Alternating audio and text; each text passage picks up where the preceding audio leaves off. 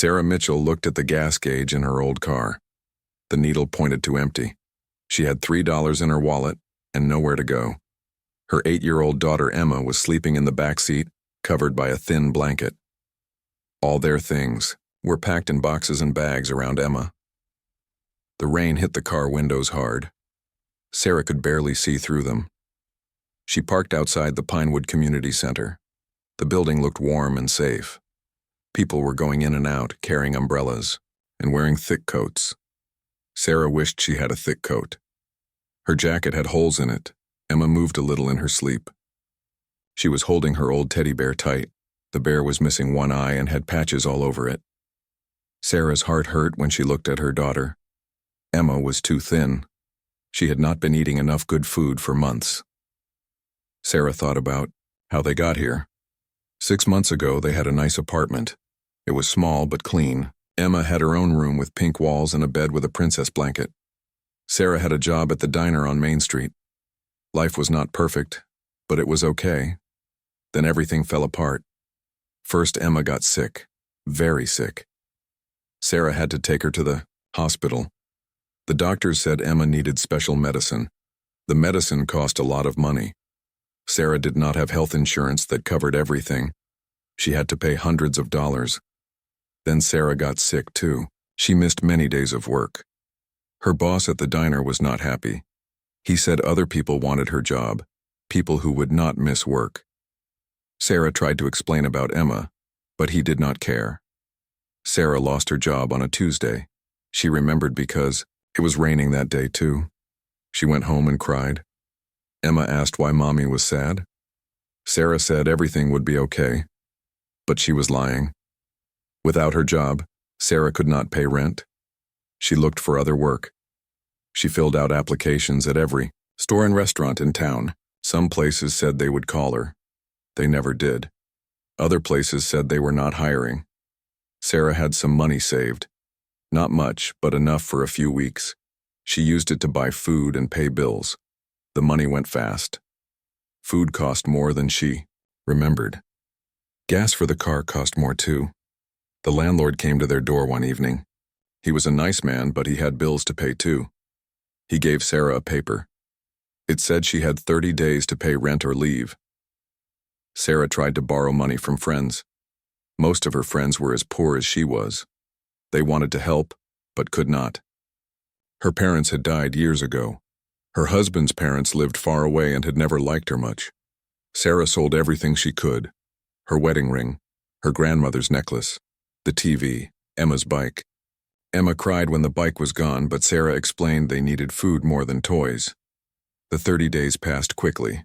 Sarah found some work cleaning houses, but it was not enough money. The landlord was patient, but he could not wait forever. Andy. Their last day in the apartment, Sarah packed everything into boxes. Emma helped. She did not understand why they were leaving. Sarah told her they were going on an adventure. Emma seemed excited at first. They stayed in a cheap motel for a week. The room smelled bad and had bugs. The sheets were dirty.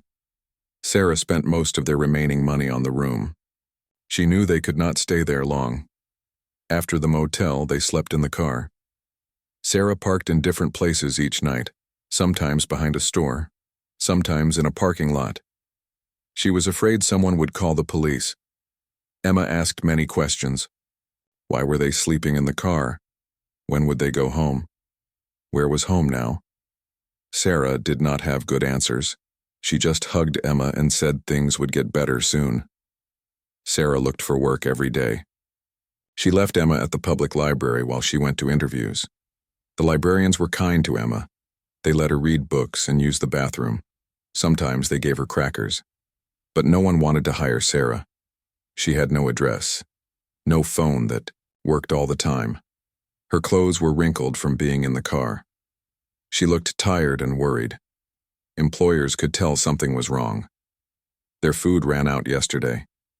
Sarah bought bread and peanut butter with her last few dollars.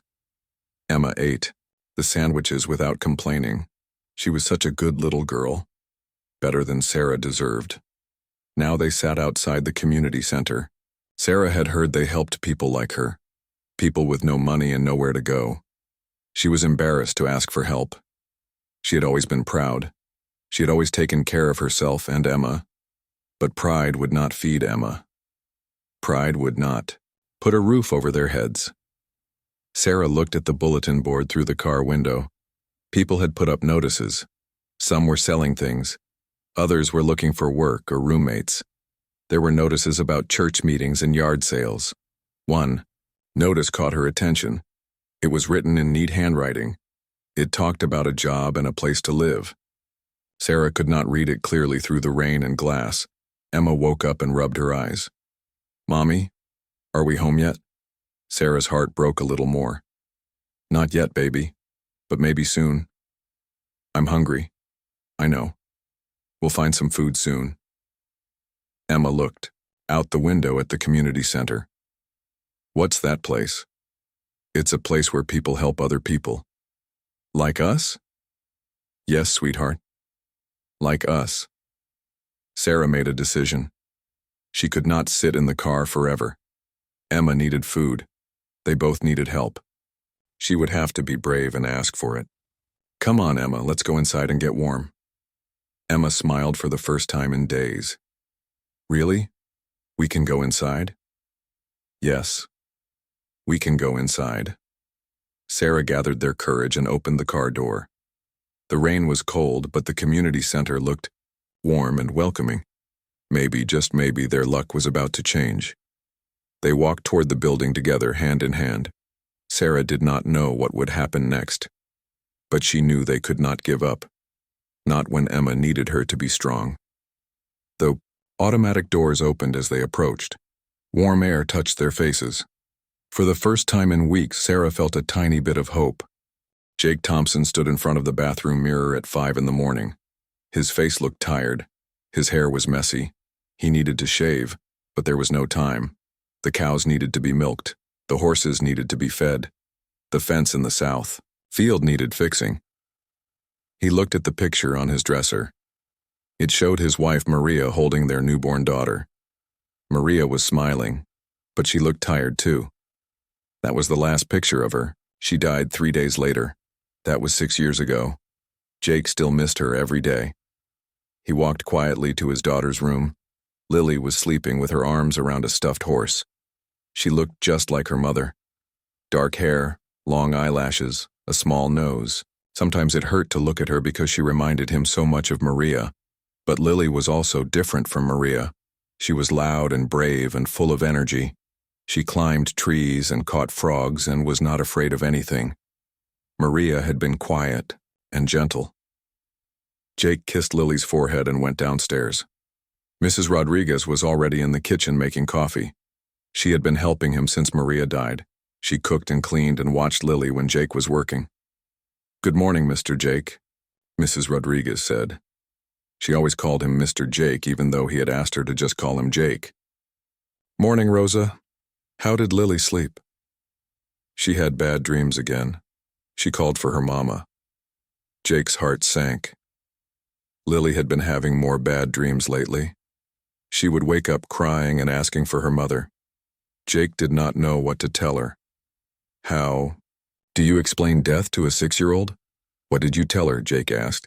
"I told her mama was watching over her from heaven, but she asked why she could not see her mama like other kids see their mamas." This was the problem. Lily was starting to notice that she was different. At school, the other kids had mothers who picked them up, mothers who came to school plays, mothers who braided their hair and packed their lunches. Lily had Jake and Mrs. Rodriguez. They loved her very much, but it was not the same. Jake drank his coffee and thought about yesterday. He had gone to Lily's school for a parent meeting. All the other parents were there with their wives. Jake sat alone. He felt out of place. After the meeting, Lily's teacher pulled him aside. "Mr. Thompson, I wanted to talk to you about Lily." Jake was worried. "Is she in trouble?" "No, not trouble. But she's been asking a lot of questions about mothers. She wants to know why she doesn't have one. The other children have been talking about their mothers, and Lily feels left out." Jake did not know what to say. "What should I do?" "Maybe you could find some women friends for Lily to be around. Aunts, family friends, someone who could be like a mother figure. But Jake did not have women friends. His sister lived in another state. Maria's sisters had moved away after Maria died. Mrs. Rodriguez was wonderful, but she was getting old. Her back hurt, and her hands were getting weak. That morning, after the chores were done, Jake drove Lily to school. She was quiet in the truck. "Daddy," she said finally. "Yes, baby?" "Jenny's mom is making cupcakes for her birthday party. She asked if my mom could help." Jake felt his stomach drop. "What did you tell her?" "I told her my mom was in heaven. Jenny asked if heaven moms could make cupcakes." Two.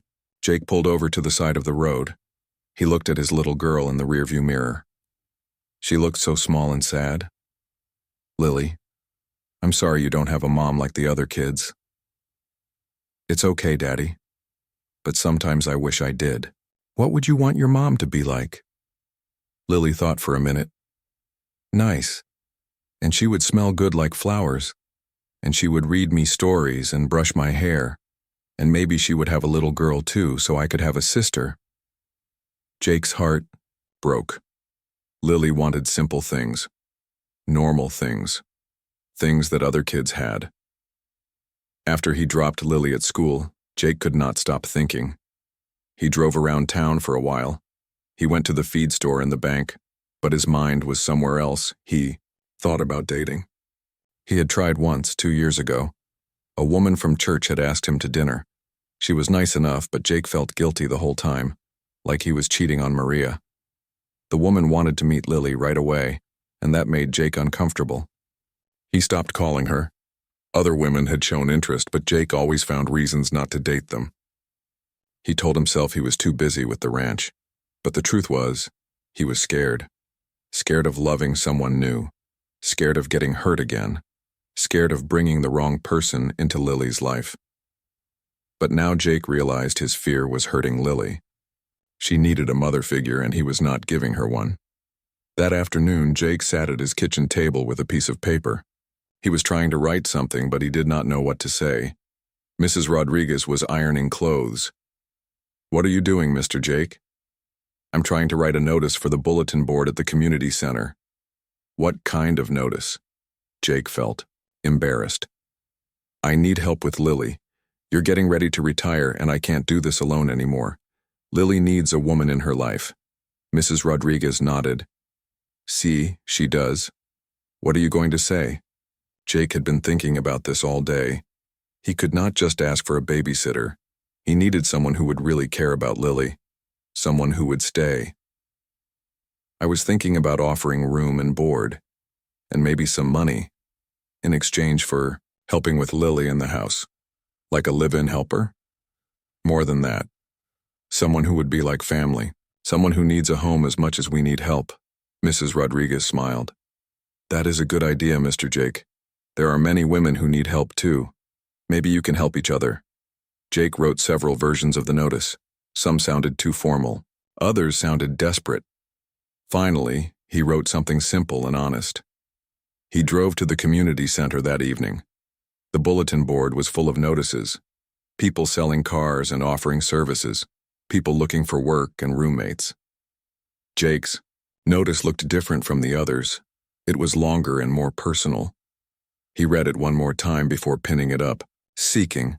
Responsible woman to help with household and childcare in exchange for room, board, and modest pay. 6-year-old daughter needs maternal guidance. Must be patient, kind, and willing to become part of family. Preference given to someone who also needs a stable home. Ranch setting, quiet community. Serious inquiries only. Jake added his phone number at the bottom. He stepped back and looked at the notice. It felt strange to put his personal life on a public board for everyone to see. But maybe someone out there needed what he was offering. Maybe someone was looking for exactly this kind of situation. Jake thought about Lily at home with Mrs. Rodriguez. She was probably doing homework or playing with her dolls. Maybe she was pretending her dolls had mothers who braided their hair and made them cupcakes. He hoped his notice would find the right person. Someone who would love Lily like she deserved to be loved. Someone who would help fill the hole that Maria's death had left in their lives. Jake did not know that at that very moment, a desperate mother and daughter were sitting in a car outside, looking at the same bulletin board through rain-covered windows. Sarah and Emma walked into the warm community center. The building smelled like coffee and old books. There were people sitting in chairs, reading newspapers and talking quietly. No one stared at them, which made Sarah feel a little better. Emma stayed close to Sarah's side. She looked around with big eyes. There were paintings on the walls made by children. There were tables with puzzles and magazines. It looked like a safe place. "Excuse me," Sarah said to a woman at the front desk. "I was wondering if you could help us." The woman looked up and smiled. She had gray hair and kind eyes.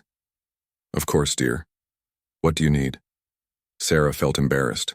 She did not know how to ask for help. We don't have anywhere to stay and we need food." The woman's face became more serious but still kind. "I see. Let me get someone who can help you better. Have a seat and I'll be right back." Sarah and Emma sat in chairs near the window. Emma leaned against her mother and yawned. She was still tired from sleeping in the car. While they waited, Sarah looked at the bulletin board near the door. She could see it better now that she was inside. There were many notices, but one caught her attention. It was different from the others.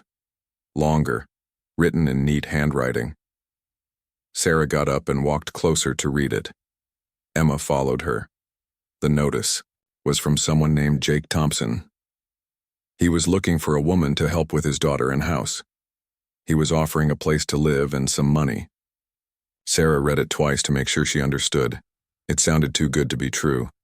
But what if it was real? What if this Jake Thompson really needed help as much as she needed a home? "Mommy, what does it say?" Emma asked. "It's about a job, honey. A man needs someone to help take care of his little girl." "How old is the little girl?" Sarah read the notice again. It did not say exactly, but it mentioned a 6-year-old daughter. "About your age, I think." Emma smiled. "Really? Maybe we could be friends." Sarah felt a little hope growing in her chest, but she also felt scared. What if this man was not safe? What if this was some kind of trick? At that moment, the door opened and a man came in. He was tall and had brown hair. His clothes were dirty from working outside. He looked tired, but not mean. He walked straight to the bulletin board. Sarah watched him look at his notice. He seemed worried about something. He touched the paper, like he was making sure it was still there. "Excuse me," Sarah said before she could stop herself. "Are you Jake Thompson?" The man turned around. He looked surprised. "Yes, I am. How did you know?" Sarah felt her face get hot. "I was reading your notice about the job." Jake looked at Sarah and Emma. Sarah could see him thinking. He looked at their old clothes and the way Emma stayed close to her mother. He seemed to understand that they needed help. "Are you interested in the job?" Jake asked. "Maybe. I mean, yes, but I have questions." "Of course. I have questions too." Jake looked around the community center. Other people were starting to listen to their conversation. "Would you like to talk somewhere more private?" Sarah was not sure. She did not know this man. But Emma tugged on her hand. "Mommy, I want to know about the little girl." Jake smiled at Emma for the first time. "Her name is Lily. She's 6 years old. She likes horses and frogs and climbing trees." Emma's eyes got big. "She likes frogs? I like frogs too." "Really?" "Lily caught 3 frogs last week. She wanted to keep them as pets, but I made her put them back in the pond." Emma giggled. Sarah had not heard Emma laugh in weeks. The sound made her heart feel lighter. "There's a coffee shop across the street," Jake said. "We could talk there if you want. You could bring your daughter." Sarah thought about it. The coffee shop would be public and safe. And she really needed to know more about this job. "Okay," she said. "But just to talk." "Just to talk," Jake agreed. They walked across the street together. The coffee shop was small and warm. Jake bought coffee for Sarah and hot chocolate for Emma.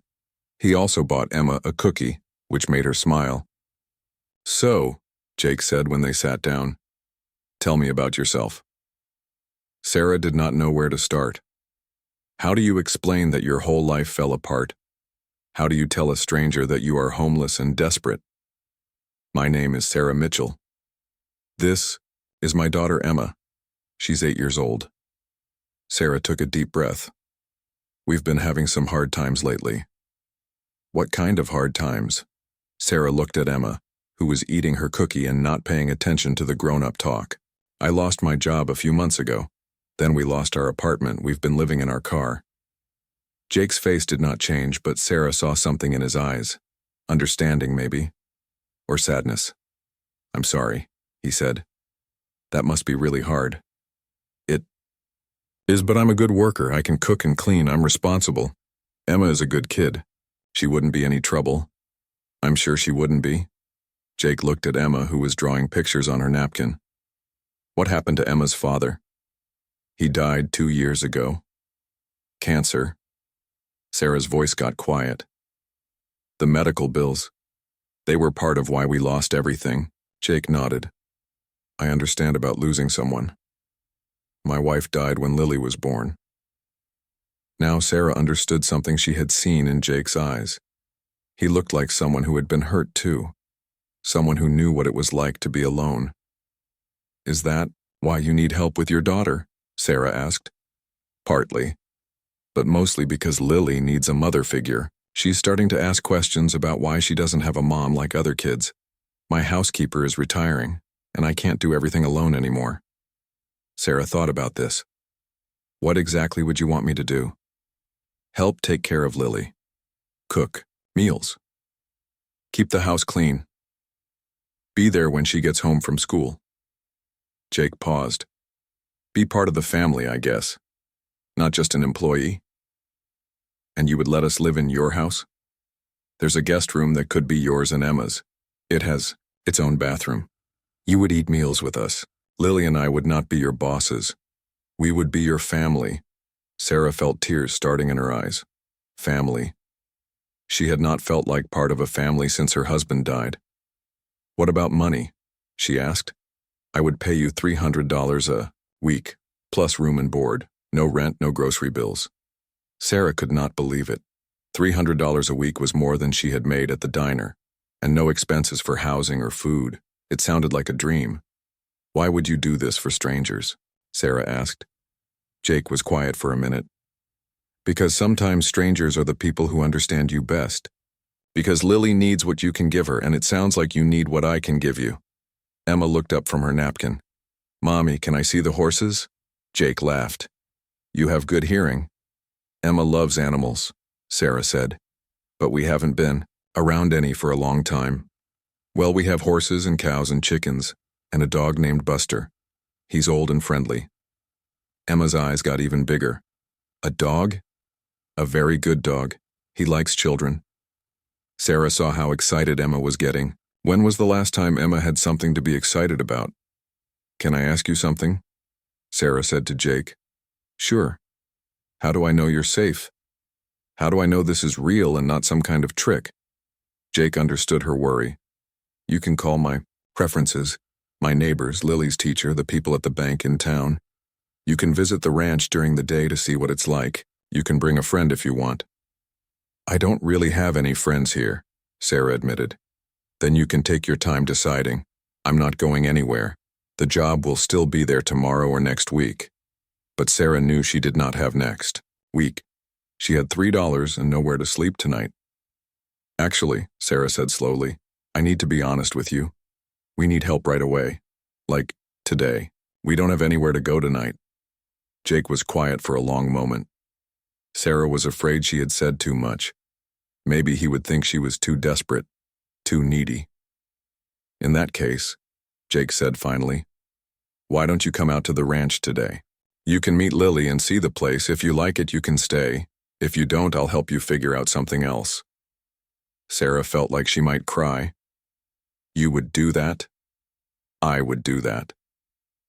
Emma had been listening more than Sarah thought. Mommy, can we go see Lily and the horses? Sarah looked at her daughter's hopeful face. Then she looked at Jake, who seemed like a good man. A man who understood what it was like to lose everything and start over. Yes, Sarah said.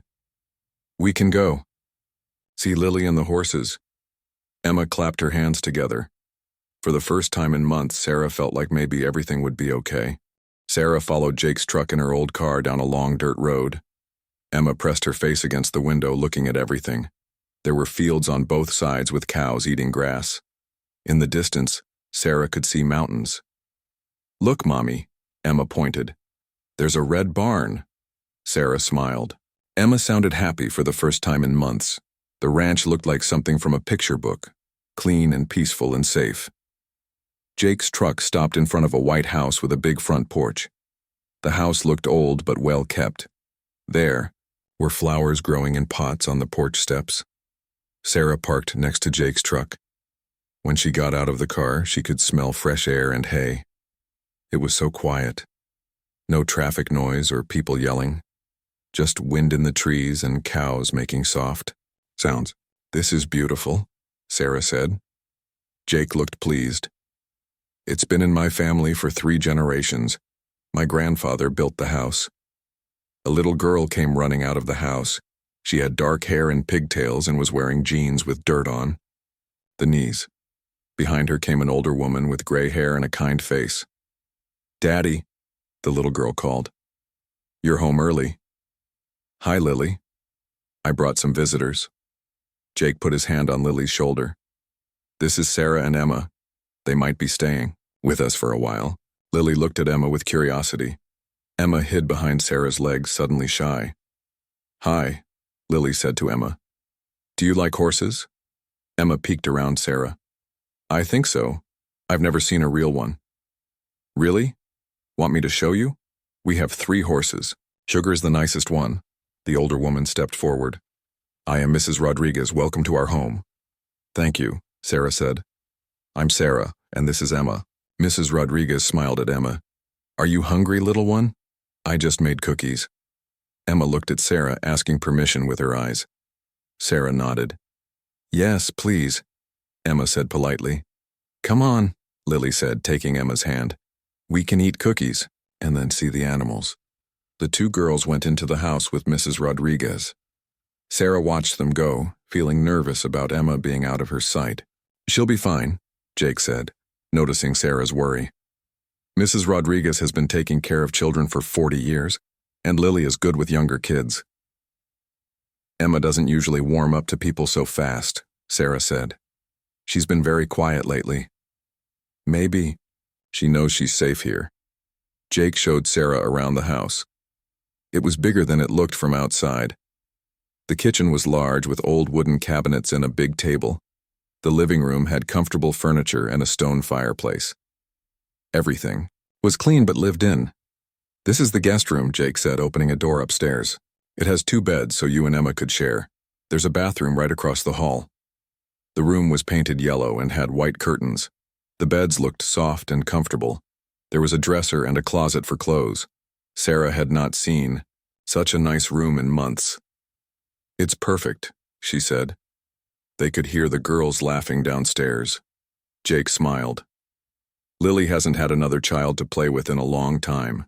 Most of our neighbors live far away. Emma hasn't had a friend in a long time either. We moved around too much."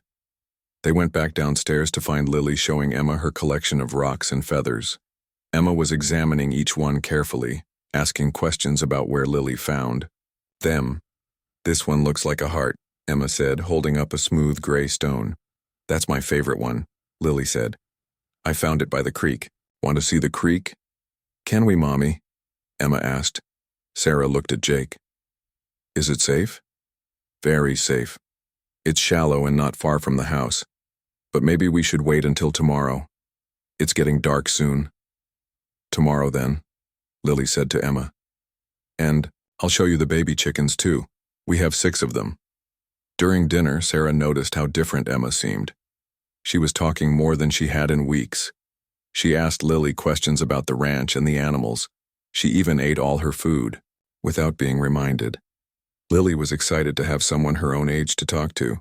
She told Emma about school and her friends and her favorite TV shows. She offered to share her toys and books.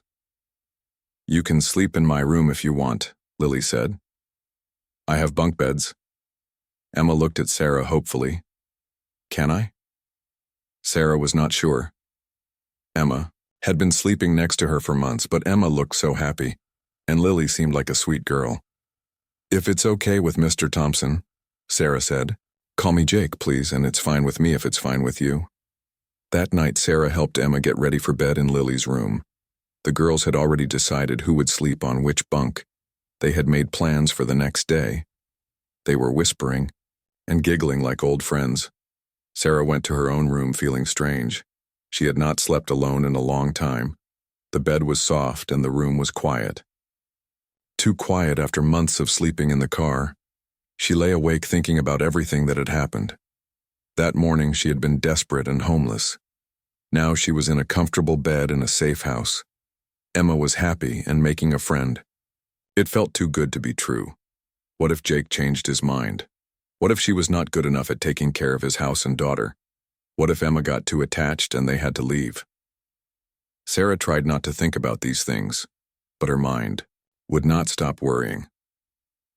The next morning, Sarah woke up early. She was used to getting up early from sleeping in the car. She could hear voices downstairs. In the kitchen, she found Jake making coffee and Mrs. Rodriguez cooking breakfast. The girls were at the table already dressed and talking about their plans. "Good morning," Jake said. "How did you sleep?" "Very well, thank you." Sarah did not mention that she had been awake for hours worrying. "Mama Sarah?" Lily called out. Then she stopped and looked embarrassed. "I mean Miss Sarah, sorry." Sarah felt her heart skip. No one had called her Mama except Emma. It felt good and scary at the same time. "You can call me Sarah," she said gently, "Mrs." Rodriguez set a plate of eggs and bacon in front of Sarah. "Eat," she said. "You are too thin." Sarah had not eaten a hot breakfast in weeks. The food tasted wonderful. After breakfast, Jake went outside to do ranch work. Mrs. Rodriguez showed Sarah how things worked in the house, where the cleaning supplies were kept, how the washing machine worked, what foods to buy at the store. "Mr. Jake is a good man," Mrs. Rodriguez said, "but he works too hard. He needs help. And Lily needs a mama figure." "I'm not trying to replace her mother," Sarah said quickly. "Of course not. But Lily needs someone to braid her hair and listen to her problems. Someone to be there when she is scared or hurt. Mr. Jake does his best, but some things need a woman's touch." Sarah understood. She had seen how Jake looked at Lily sometimes, like he wanted to help her but did not know how. That afternoon, Sarah made lunch for everyone. It was simple food, just sandwiches and soup, but Jake seemed surprised. "This is really good," he said. "I usually just eat whatever Mrs. Rodriguez left for me. I like to cook. I used to cook for my husband and Emma all the time. Well, this is much better than my cooking. Lily usually gets cereal for lunch when I'm in charge." The girls spent the afternoon playing outside. Sarah watched them from the kitchen window while she organized the cabinets. Emma was running around the yard chasing chickens and laughing. She looked like a different child from the sad, quiet girl who had been sleeping in the car. But that evening, Emma became clingy again. She wanted to sleep in Sarah's room instead of with Lily. She did not want Sarah to leave her sight. "I want to go home," Emma whispered when Sarah was tucking her into bed. "This is our home now, sweetheart. But what if we have to leave again? What if the man changes his mind?" Sarah felt her own fears reflected in Emma's words. "He won't change his mind. We're going to stay here and help take care of Lily." "Promise?" Sarah wanted to promise, but she was afraid to. What if she was wrong? What if this was all temporary? "I promise we'll be okay," she said finally. "No matter what happens, we'll be okay."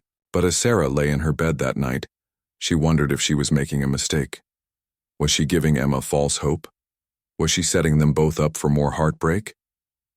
Still, when she heard Emma and Lily giggling together in the next room, Sarah felt something she had not felt in months. She felt like maybe, just maybe, they had found a place where they belonged. 3 weeks passed at the Thompson Ranch. Sarah fell into a routine that felt natural and good. She got up early to make breakfast for everyone. She packed lunches for the girls to take to school. She cleaned the house and did laundry while Jake worked outside with the animals. Emma was like a different child. She had color in her cheeks from playing outside. She laughed every day. She and Lily were becoming real sisters, not just friends. They shared secrets and toys. They got into small arguments and made up quickly. Sarah felt useful again. She was good at taking care of the house and making meals. Jake always thanked her for everything she did. He seemed surprised by simple things like finding his clothes, clean and folded, or coming home to dinner ready on the table. But Sarah still felt like a guest, not part of the family. She was careful to ask before using anything. She offered to pay for groceries with her small savings. She did not feel comfortable watching TV in the living room when Jake was there. Jake was kind but distant. He worked long days and came home tired. He ate dinner with them and helped the girls with homework, but he did not talk much about personal things. Sarah knew he was being polite, but she wanted him to trust her more. One evening in late September, everything changed. Sarah was making dinner when Jake came running to the house. His face was worried and scared. "Sarah, I need your help. 3 of the cows are sick and I think it might spread to the others. I have to call the vet and stay with them all night. Can you handle things here?" "Of course," Sarah said without thinking. "What do you need me to do?" "The girls will be home from school soon. Can you make sure they do their homework and get to bed on time? And if the vet needs anything from the house, can you help?" "Yes, don't worry about us. Take care of the cows." Jake looked at her with relief. "Thank you. I don't know what I would do without you." The veterinarian arrived an hour after the girls got home from school. Sarah made coffee and sandwiches for him and Jake. She brought blankets outside when the temperature dropped. She answered the phone when other ranchers called to check on the situation. Emma and Lily were worried about the sick cows. Sarah distracted them with games and stories. She helped them with their homework and made sure they brushed their teeth before bed. At midnight, Sarah was still awake. She could see lights in the barn where Jake and the vet were working. She made more coffee and walked outside with it. "How are they doing?" she asked Jake. Jake looked exhausted. His clothes were dirty and his hair was messy. "Better, I think. The medicine seems to be helping, but we need to watch them all night. Here, drink this." Sarah handed him the coffee. "Have you eaten anything since lunch?" "I'm not hungry. You need to eat to keep your strength up. I made soup. It will just take a minute to heat up." Jake started to say no, but the vet interrupted. "Listen to her, Jake. You're no good to these cows if you collapse." Sarah brought soup and bread to the barn. She sat with Jake while he ate. They did not talk much, but it felt comfortable, like they were partners working together to solve a problem. "Sarah," Jake said suddenly, "I want you to know how much I appreciate everything you've done, not just tonight, but every day. You've made this house feel like a home again." Sarah felt warm inside. "I like being here. The girls are wonderful, and you've given us so much." "We've given each other what we needed," Jake said quietly. The cows got better over the next few days. Jake said Sarah had helped save them by being there when he needed her. Sarah felt proud and useful. She felt like part of the team. After that night, Jake treated Sarah differently. He asked for her opinion about household decisions. He told her about ranch business and asked for her advice. He stopped being so formal and polite. One evening, they were sitting on the porch after the girls went to bed. Sarah was mending a hole in Emma's jeans. Jake was looking through farm supply catalogs. "Sarah," Jake said, not looking up from his catalog, "can I ask you something personal?" Sarah's hands stopped moving on the sewing. "Sure. Do you ever think about getting married again?" Sarah was quiet for a long time. The question surprised her. "Sometimes, but it's hard to imagine loving someone the way I loved Emma's father." Jake nodded. "I know what you mean. I feel guilty sometimes for even thinking about it, like I'm betraying Maria's memory." "I don't think the people we loved would want us to be alone forever," Sarah said carefully. "No, probably not. Maria always said she wanted me to be happy." They sat in comfortable silence for a while. Sarah wondered why Jake had asked the question. Did he have feelings for her? Did he think she had feelings for him? Sarah did have feelings for Jake. She admired how hard he worked and how much he loved Lily. She liked his quiet strength and his kindness. She felt safe with him, but she was afraid to hope for more than what they already had. A few days later, Sarah had to take Lily to the doctor for a checkup.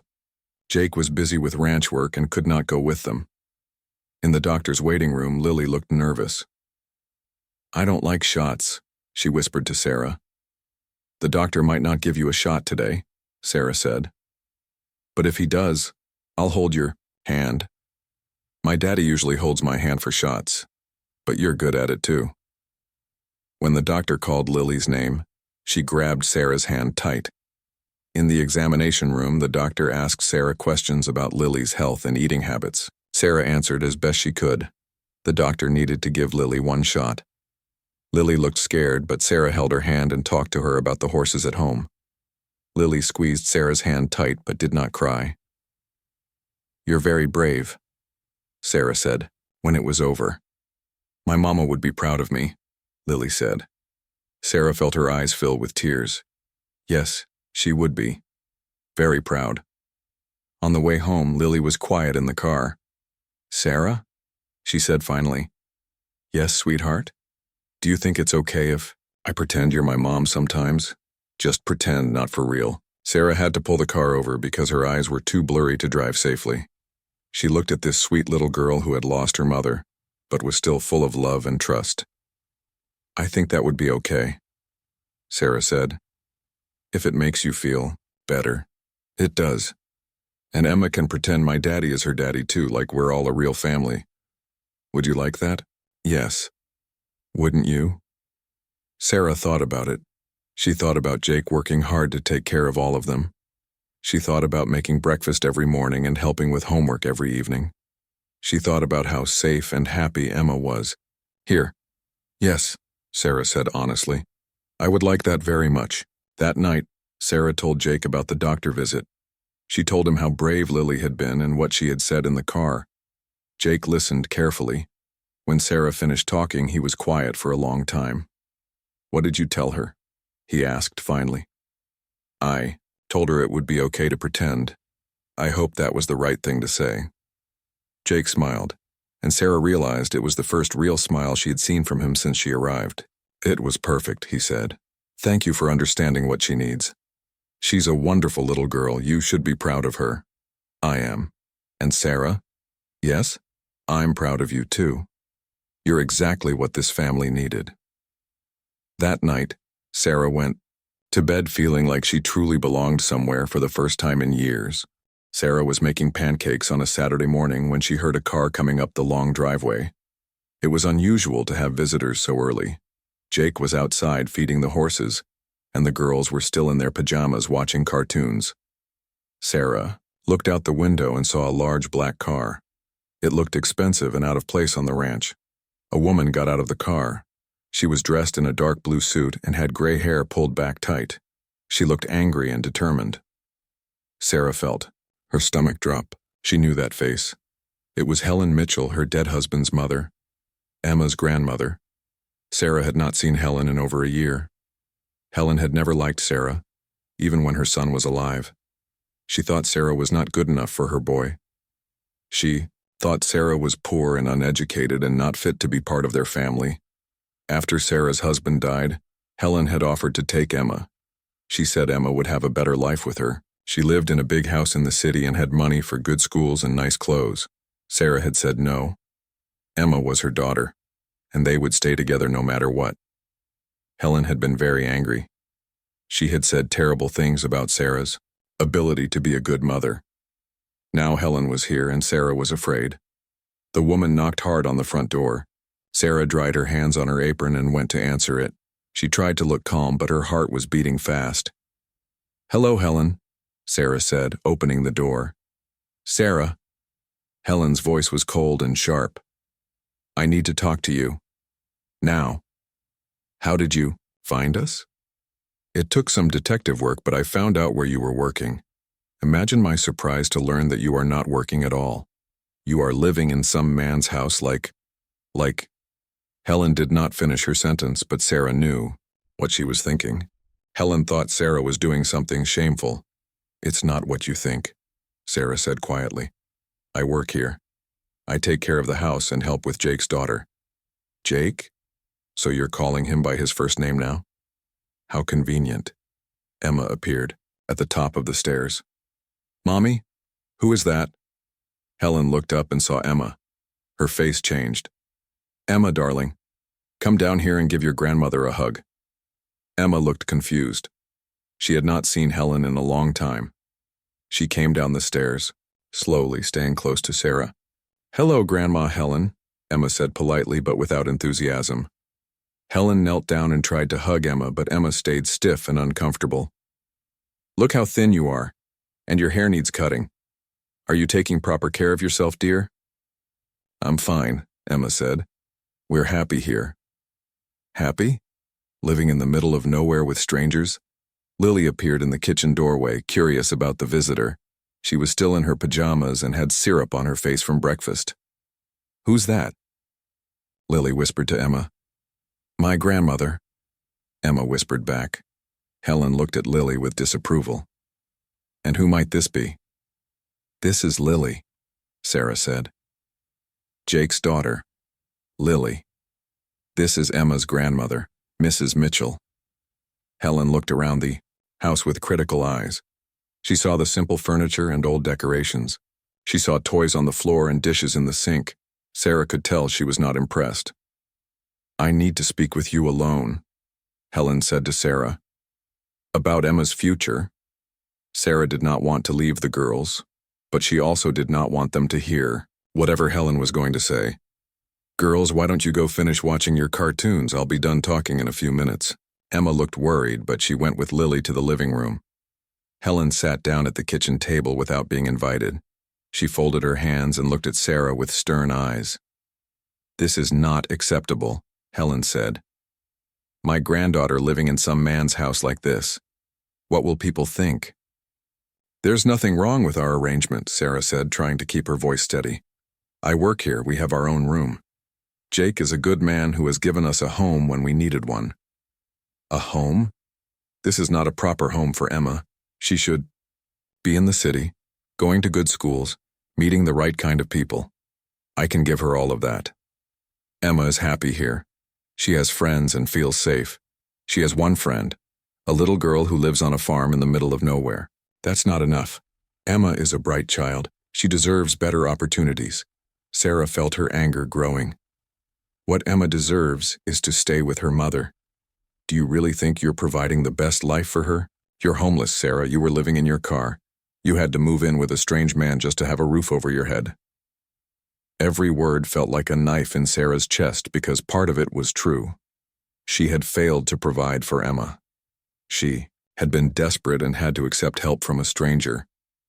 That was temporary, Sarah said. Things are better now.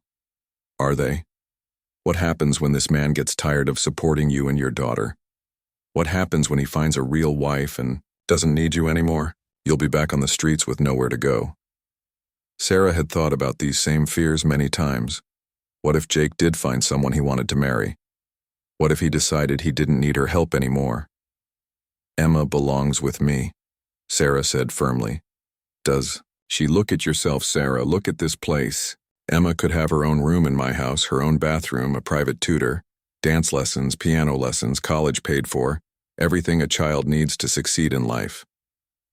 Emma needs her mother more than she needs money.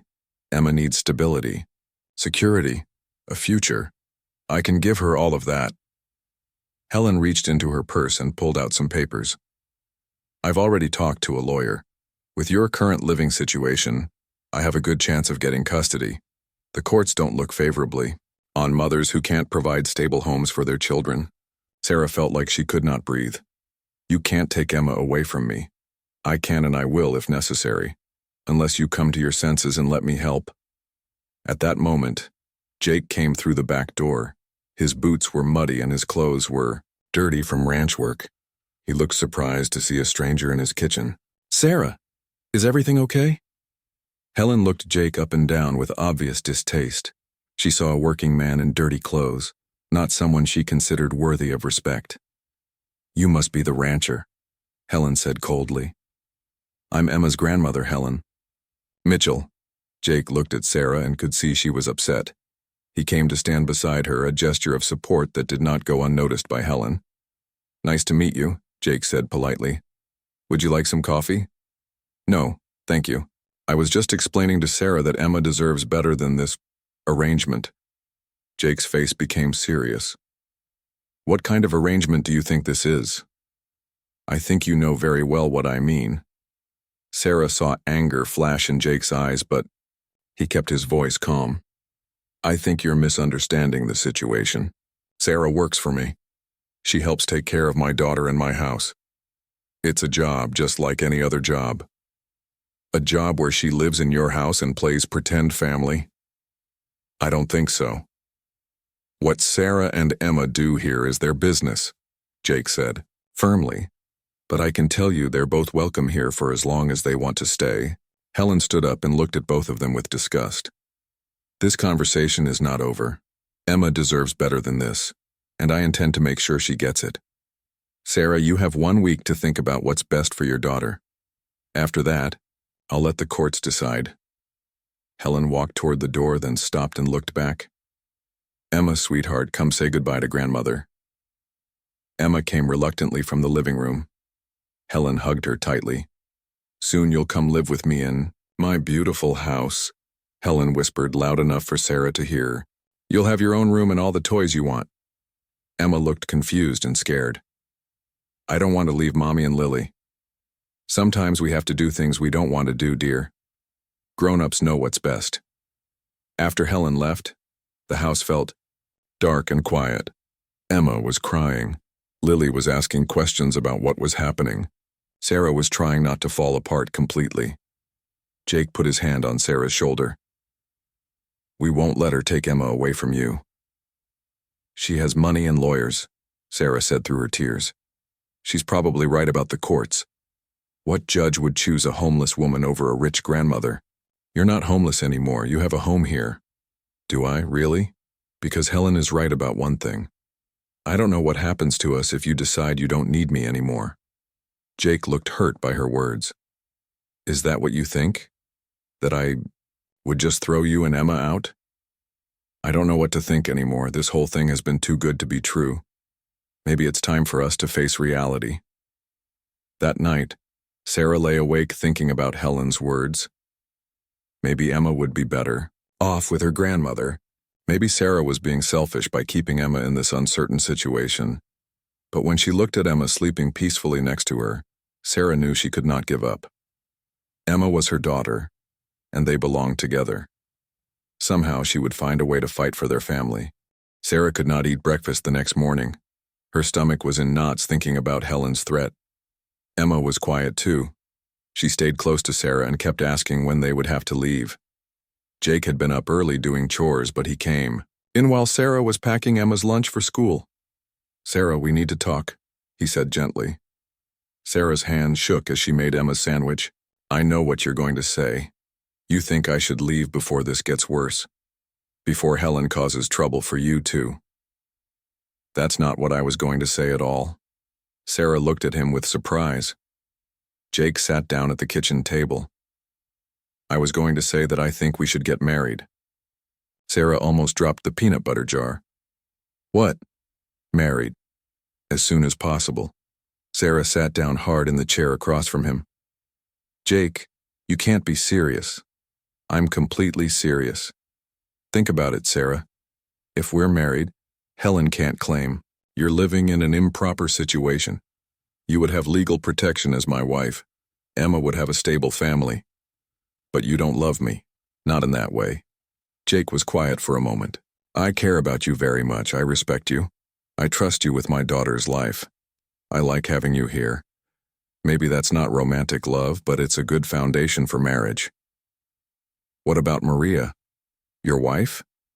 "Maria is gone. She's been gone for 6 years. I think she would want me to take care of Lily and be happy. I think she would understand." Sarah shook her head. "I can't ask you to marry me just to solve my problems. That's not fair to you. You're not asking. I'm offering. And it would solve problems for both of us. Lily needs a mother. I need a partner. You and Emma need security. But what if you meet someone you really love? What if you want a real marriage someday? Jake looked at her seriously. Sarah, what we have is real. Maybe it's not the same as what I had with Maria, but it's real. We work well together. We both love the girls. We respect each other. A lot of marriages have started with less than that. Sarah felt tears in her eyes. I don't know. It seems like we would be getting married for the wrong reasons. We would be getting married to protect our family. That seems like a pretty good reason to me. Emma and Lily came running into the kitchen, ready for school. They were chattering about a science project they had to do together. Are you okay, Mommy? Emma asked, seeing Sarah's teary eyes. I'm fine, sweetheart, just thinking about grown-up stuff. After the girls left for school, Sarah and Jake talked more about his idea. Sarah was scared and confused. Marriage was a big step. What if it didn't work? What if they ended up making each other miserable? But she was also scared of losing Emma. Helen's threat was real. Sarah had looked up custody laws on the computer at the library. Grandparents could get custody if they could prove the mother was unfit or unable to provide a stable home. That afternoon, Sarah called the one person she trusted for advice. Her old neighbor, Mrs. Patterson, who had been like a grandmother to Emma before they lost their apartment. Sarah, dear, how are you? Mrs. Patterson sounded happy to hear from her. Sarah explained everything that had happened. The ranch, Jake, Lily, and now Helen's threat. What do you think I should do? Sarah asked. Mrs. Patterson was quiet for a long time. Do you trust this man, Jake? Yes. Completely. Do you think he would be a good father to Emma?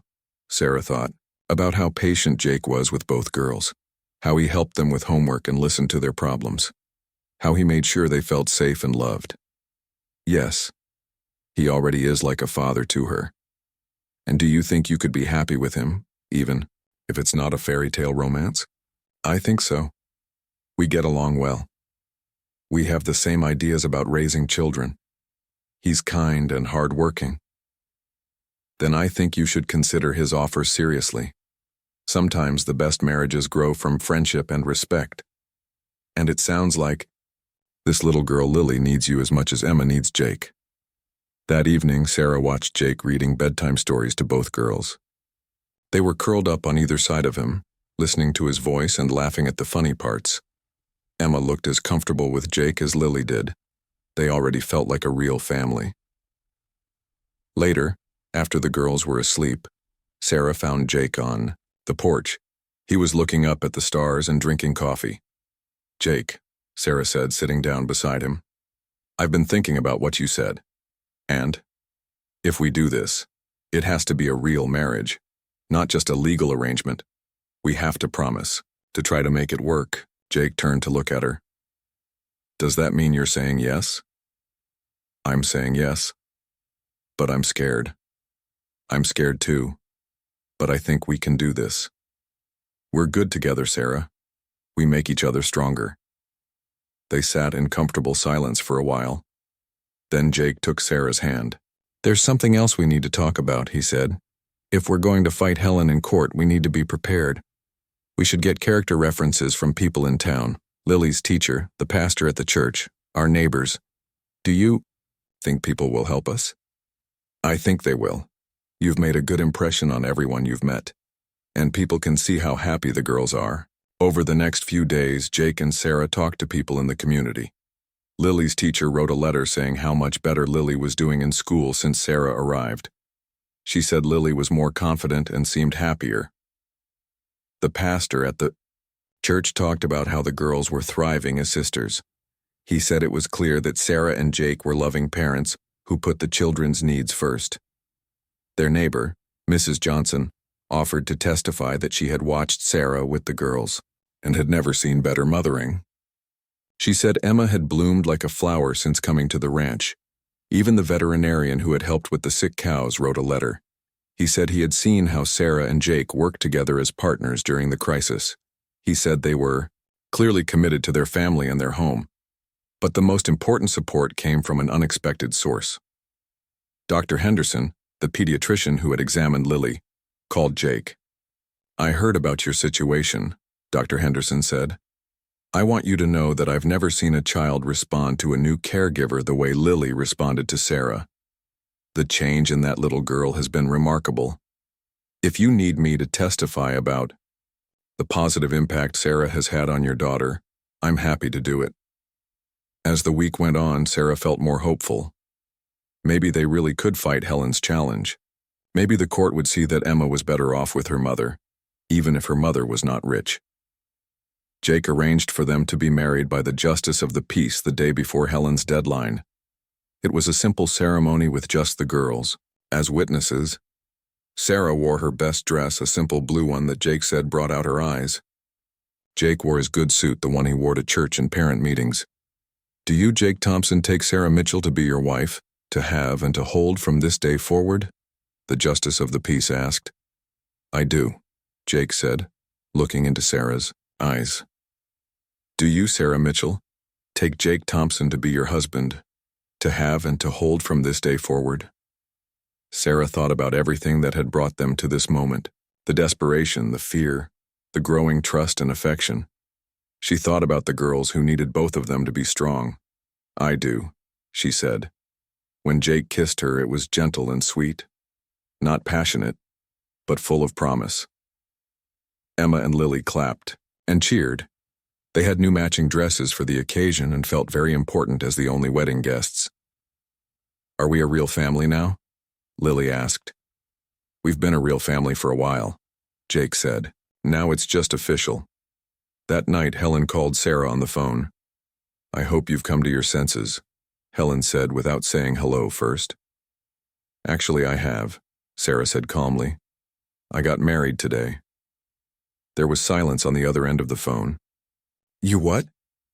I married Jake Thompson. Emma and I are part of his family now. We have a stable home and a loving father for Emma. I don't think any court will find our situation unsuitable. Helen was quiet for a long time. When she spoke again, her voice was different, less confident.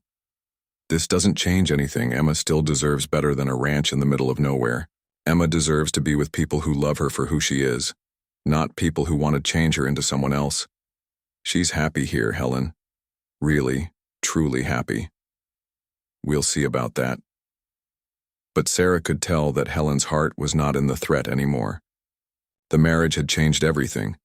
Emma now had a stable two-parent home with people who loved her. Helen's case for custody had just become much weaker. After Sarah hung up the phone, Jake came up behind her and put his hands on her shoulders. How do you feel, Mrs. Thompson? Sarah smiled. Mrs. Thompson, it sounded good. I feel like we're going to be okay, she said. More than okay, Jake said. I think we're going to be happy. 1 year later, Sarah was making pancakes again on a Saturday morning. But everything was different now. The kitchen felt warm and lived in. There were children's drawings on the refrigerator and family photos on the walls.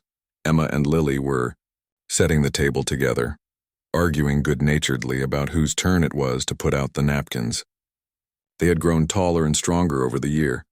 Their faces were brown from playing in the sun, and their eyes were bright with happiness. Jake came in from the barn, stamping his feet on the mat. He smelled like hay and fresh air.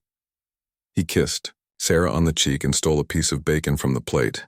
How are my girls this morning? He asked. We're good, Daddy Jake, Emma called out. She had started calling him Daddy Jake a few months after the wedding, and it made Jake smile every time. Sarah still felt a little flutter in her stomach when Jake kissed her, even after a year of marriage. Their relationship had grown slowly, from friendship to something deeper. They were partners in everything now, real partners who shared their hopes and fears and dreams. Any word from the lawyer? Sarah asked quietly. He called yesterday while you were at the store. Helen dropped the custody case completely. It's over, Sarah. Really over. Sarah felt relief wash over her. For months, even after the marriage, she had worried that Helen might still try to take Emma away. But Helen's lawyer had finally convinced her that she had no case. Emma was thriving in a loving two-parent home, and no judge would remove her from that situation. What changed her mind? Sarah asked. I think she saw the pictures we sent of Emma's birthday party. Emma looked so happy with all her friends from school and Lily and us. Even Helen had to admit that Emma was better off here. Emma's 8th birthday party had been magical. Jake had organized pony rides and a treasure hunt. Sarah had made a cake, shaped like a horse. 20 children from school had come to celebrate, along with neighbors and friends from church. Emma had been radiant with joy, surrounded by people who cared about her. Helen had sent an expensive present but had not come to visit. Sarah thought that was probably best for everyone. The social worker wants to do one final home visit next week, Jake said, just to close the case officially. Sarah was not worried about the social worker anymore. Mrs. Garcia had been visiting every few months since Helen first made her complaint. Each time she had been impressed by the girls' progress and the family's stability. Emma had made honor roll at school 3 times this year. She was taking violin lessons and had joined the children's choir at church. She was confident and outgoing now, nothing like the scared, quiet child who had slept in the car. Lily was doing well, too. She still missed her birth mother sometimes, but she had stopped having nightmares. She called Sarah Mama Sarah now and talked to her about everything. She felt secure and loved. Mama Sarah, Lily said now, tugging on Sarah's apron. Can Emma and I go ride Sugar after breakfast? If Daddy says it's okay and you both wear your helmets. Can we, Daddy? Both girls asked together. Jake pretended to think it over seriously. Well, I suppose so, but you have to muck out her stall first. The girls groaned but agreed. They loved riding Sugar, the gentlest of the horses. Jake had taught them both to ride over the summer, and they were getting quite good. After breakfast, the girls ran outside to do their chores. Jake helped Sarah clean up the kitchen. This was their routine now, working together on everything. Sarah, Jake said as he dried the dishes, I have something to tell you. Sarah looked at him with concern. Is everything okay? More than okay. I got a call from the county agricultural office. They want to feature our ranch in their magazine as an example of successful family farming. Sarah felt proud. The ranch had been doing well this year. The cows were healthy, the crops were good, and Jake had even started selling eggs and vegetables at the farmer's market in town. That's wonderful. You work so hard. You deserve the recognition. We work hard, Jake corrected. This ranch runs because of both of us. You manage the books now, you help with the animals, you keep us all fed and organized. The county agent said he's never seen such a well-run operation. It was true that Sarah had taken on more responsibilities as she became more confident. She enjoyed the work and was good at it. She had even started a small garden that provided vegetables for their table and extra to sell. There's something else, Jake said, looking a little nervous. The article is going to focus on how we're raising 2 daughters and running a business. Together. They want to call it the perfect partnership. Sarah smiled. Is that what we are? A perfect partnership? Jake put down the dish towel and took Sarah's hands. I think we are, but Sarah, I need to tell you something. This partnership has become something more for me. I love you. Really love you. Not just as a friend or partner. Sarah's heart started beating faster. She had been hoping Jake felt the same way she did, but she had been afraid to say anything first. I love you too, she said quietly. I have for months, but I wasn't sure if you were ready to hear it. Jake pulled her close and kissed her properly this time. Not a polite husband kiss, but a real kiss full of love and passion. I was ready, he whispered against her lips. I just didn't want to rush you. I wanted you to be sure. I'm sure this is real, Jake, all of it. The marriage, the family, the love, it's all real. They were interrupted by